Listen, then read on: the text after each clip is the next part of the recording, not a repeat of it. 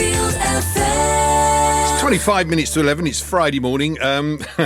We were just talking about politicians and a poll that described the Chancellor Rishi Sunak as the sexiest politician, followed by Sir Keir Starmer, with Michael Gove coming highest in the least sexy male politician with 23%, with many describing him as being a little thick. Don't know about you, but I think that's a little harsh, don't you, Maria Caulfield? Morning.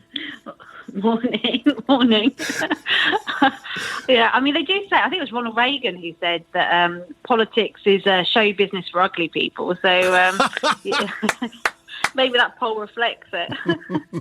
The thing is, the list is all for men because it has Matt Hancock in it, coming a close second in the ugly stakes with 20%, with people saying he isn't sexy at all. I'm going to hold my own thoughts on all of this stuff, but there is a distinct lack of women in this poll.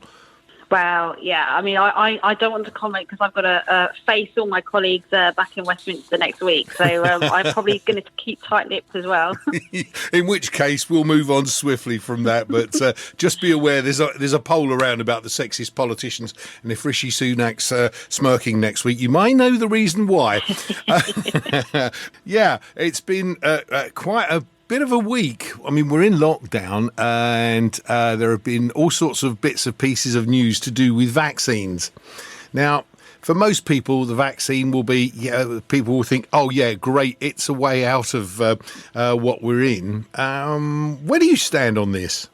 So I think the vaccine will be a game changer because, there's about 4 or 5 that are going through clinical trials at the moment.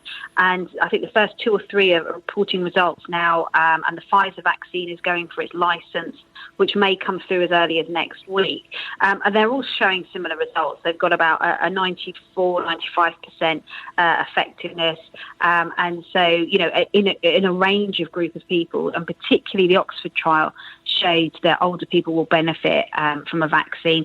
There are unanswered questions. So we know the vaccine will work. We know it will protect you from the virus. How long that immunity will last, we just don't know because the data isn't old enough to tell us. And so, for me, it's a game changer in that we'll be able to lift some of the restrictions once enough people have been through the vaccination program, and particularly for the most vulnerable who are most at risk if they catch this virus. Yeah, I can see the benefits of all of this. I mean, I remember being a kid and getting various vaccinations for measles, mumps and all sorts of bits and pieces.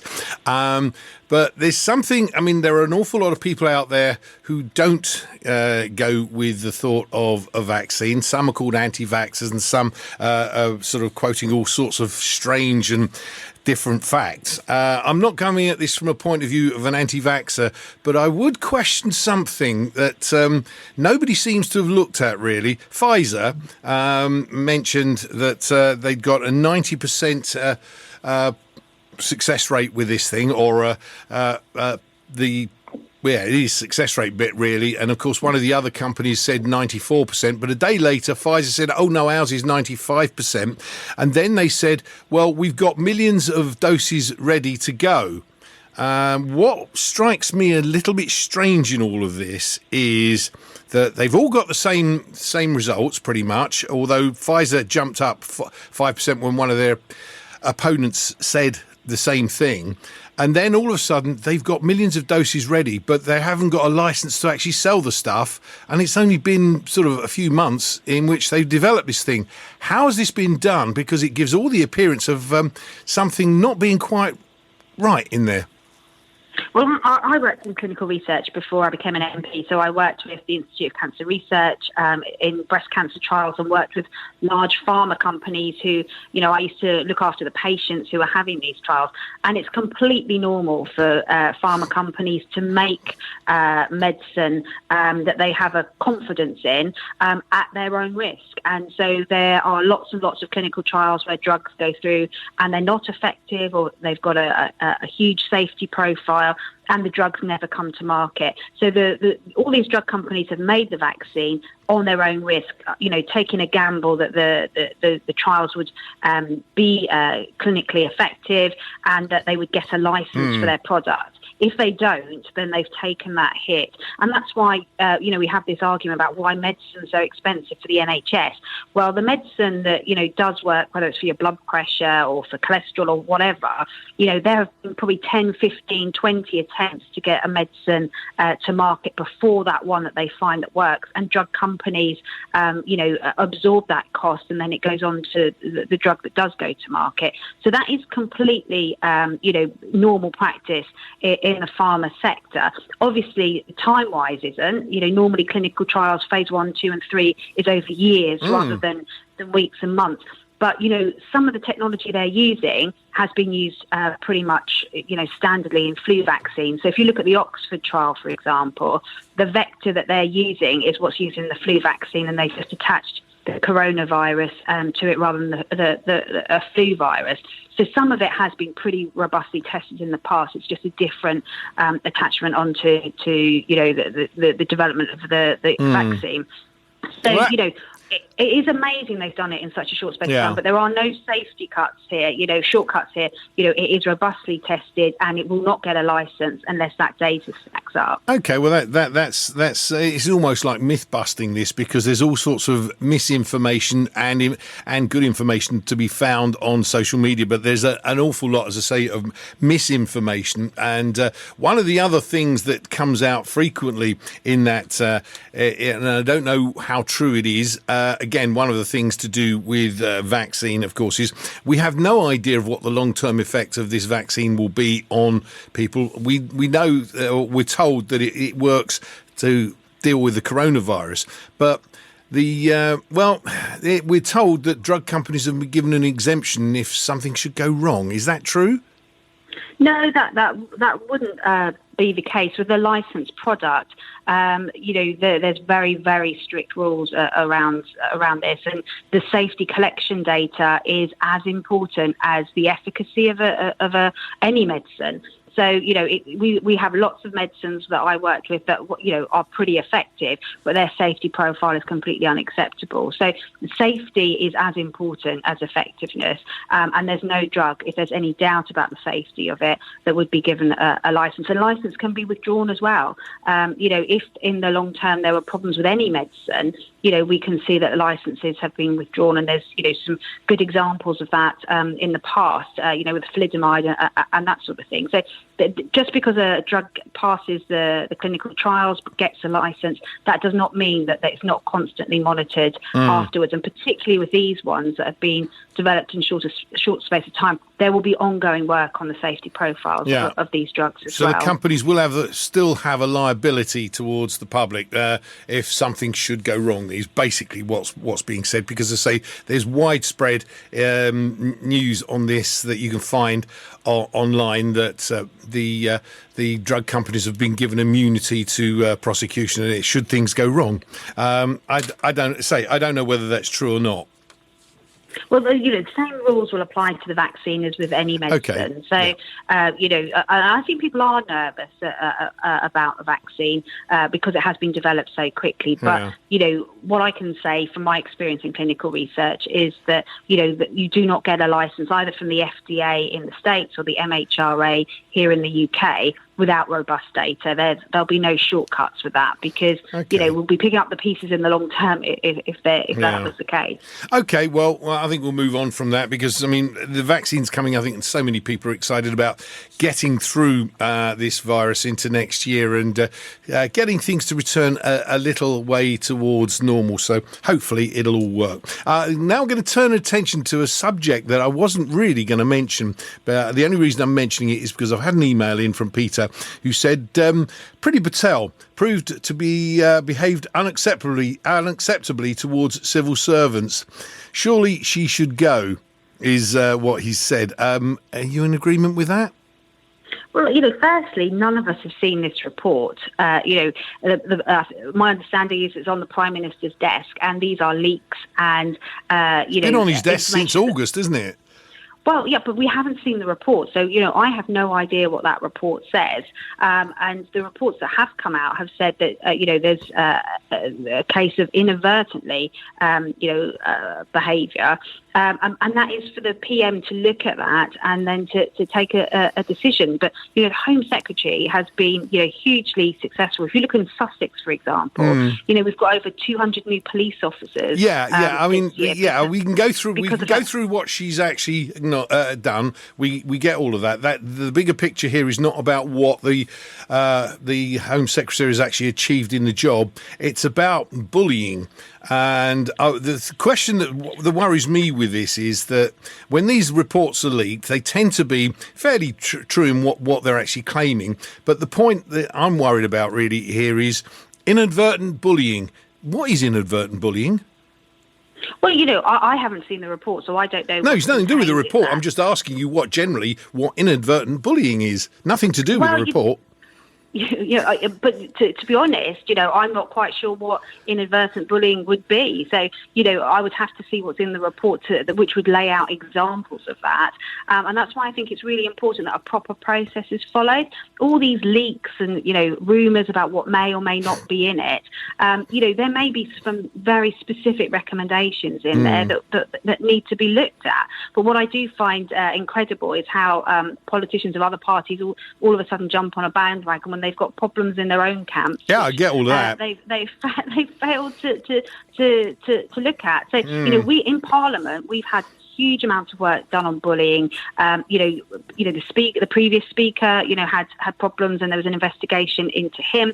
There's a huge amount of work that goes into Parliament at the moment in supporting staff in particular. Who work for MPs or work in various departments, so that if there is a problem, whether it's from their employer or another member of staff or someone else in a different department, that there is a route into making a complaint and getting some support and help. Because up until now, to be honest, it's been a very closed shop, and that hasn't been helpful for staff. And the Parliament it's not helped by coronavirus, I have to say, but Parliament is going through a change. So that staff are getting training, MPs are getting training. So if there is a problem, they know who to go to, who to contact. It's confidential, and they get support. Because up until now, very often the only option for staff has been to leave. Where do you stand on bullying? Acceptable. Where do you stand on bullying itself? I mean, it's not one of those things. It's one of those things that really is much more prevalent when you're a kid and you're at school and you've got the school bully and that, although that's been worked on by the schools and stuff. Here we're not talking about schools, we're talking about allegations at a much, much higher level in a much different situation. Now, I'm not asking you to comment on the report, but if a politician is found guilty of bullying, what would you recommend should be done? Well, we've got a process in place that if a staff member feels, whether it's the MP or whether it's their boss in Parliament or the civil service, if there's a problem there, they've now got dedicated people they can go to confidentially and raise concerns and see if it is an issue. And if it is an issue, what should happen? So there is, if it's an MP, for example, there is the standards process. So if an MP is found guilty of bullying, harassment, whatever the issue is in the workplace, there is a process now where a complaint can be made to the Standards Committee, which has lay members on it as well as fellow MPs who will look at it an individual case. And there are sanctions against MPs. So you can be suspended from the House. You could ultimately be removed from the House completely. So there are a number of, depending on the degree of severity, there are a number of measures that can be taken. And that gives staff confidence that if there is a problem, that they will be listened to. Because, there's no doubt up until the last, year, 18 months, there have been very few avenues for staff to go through if they were having problems in the workplace. Okay, well, I mean, as nobody's seen the report on Priti Patel, I'm guessing, we can go round and round on this one, that nobody's going to comment until that report is actually published. I was just curious as to what your thoughts were on bullying. Now, the other thing that's come out of coronavirus is, the money thing. Now, many people are benefiting from or getting help, should I say, with not being able to trade or work through the furlough scheme. But there's also a grants for business scheme, isn't there? Yeah, so when we were locked down the first time, the government gave all district councils big pots of money to distribute to their local businesses that had to close. And there's a second round of that. So if you are a business in the Lewis district or the Wealdon district area and you've been affected by the coronavirus, those portals are now open to apply online. So you just have to go to the district council website where your business is rather than where you live. And you'll be able to apply online. If you got the grant last time, you're highly likely to qualify this time. But there are grants for businesses that didn't qualify last time that you may well now qualify for this time. So I would encourage all businesses in the Lewis district and Wealdon district area, and Brighton and Hove are doing the same thing in their patch, to go online and apply, look at the criteria and see if you're eligible for that grant, because it will get them through or help get businesses through the next few weeks. There are plenty of people that are slipping through the net, and there are sort of self-employed people in particular that have been slipping through the net of getting sort of help. And you hear some pretty harrowing stories of people who've tried all sorts of things and are still not getting any help. What advice would you give to them? So for self-employed people, it depends on their particular situation. But if you're self-employed and you've been self-employed since around 2018, 19, and got accounts to show for it, the self-employed grant is available this time round as well. And that's 80% of your profit. So there is help for self-employed people. The group of people who've really missed out are those who are sole traders in limited companies, where the grant schemes have not applied to them. And obviously I've been meeting with ministers, with the Treasury team to really kind of lobby for those people, because, you know, we're close on a year. You know, once lockdown is over and Christmas is over, we're not far off a year where some of these people have had no income whatsoever. And so, you know, it's a moving feast. But I think, you know, we've got the vaccine now, which will help get us out of this situation. But there is a lot of lobbying going on for those who've received, you know, no help at all. They're a small group, but they are a very relevant group. And, you know, it's been very, very difficult for those people in particular. They've been able to furlough their staff, but they've not themselves been able to access any funding. And they normally would take their money from their business in terms of dividends. They've just not been able to do that. So there's quite a lot of work going on behind the scenes. Okay. So, you know, yeah, it's a tough time for them in particular. Lockdown ends on December the 2nd, and I presume at some point we'll go back in the short term to the tier system. I don't think anybody actually knows quite where we're going after December the 2nd. But what would you do about Christmas 2020, given the current situation? What would you do? Well, you know, I'm keen that we do come out of this lockdown. It's very difficult for me to vote for the lockdown the second time round because, you know, there's 11,000 people on furlough in the Lewis district area. That's a lot of people that you know, their jobs are at risk. So, you know, absolutely, it was a difficult decision to make, and I would be reluctant to vote for a third one. But there will be some sort of tier system, is my guess, coming out after the second, and we will just have to see what that looks like. But for Christmas, I think it's really important that, you know, people do get to see their families, not to go absolutely crazy and, you know, have 10 families round all at once.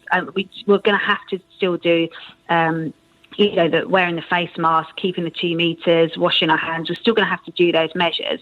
But I think there is a strong case for being able to see people over the Christmas period because the vaccine is on the horizon, as is the mass testing, which will also be a bit of a game changer in that, you know, we've got this 15-minute test, which is being trialled in Liverpool, which will really enable people to be able to, you know, go to sporting events, you know, do all the sorts of things that we can't do now because we have got different measures coming forward. So I'm quite keen that we do have some form of relaxation over the Christmas period, but, you know, we'll just have to see what happens over the coming weeks. Okay, very, very quickly, about 30 seconds we got for this. You mentioned we've been talking about the vaccine and stuff, and there's been numerous comments from government that the vaccine is not going to be mandatory and that. But is there going to be some sort of way of almost mandatory by the back door in terms of you can't do this if you haven't had the vaccine? Because we've seen sort of some elements of that already. Are we likely to see any of that?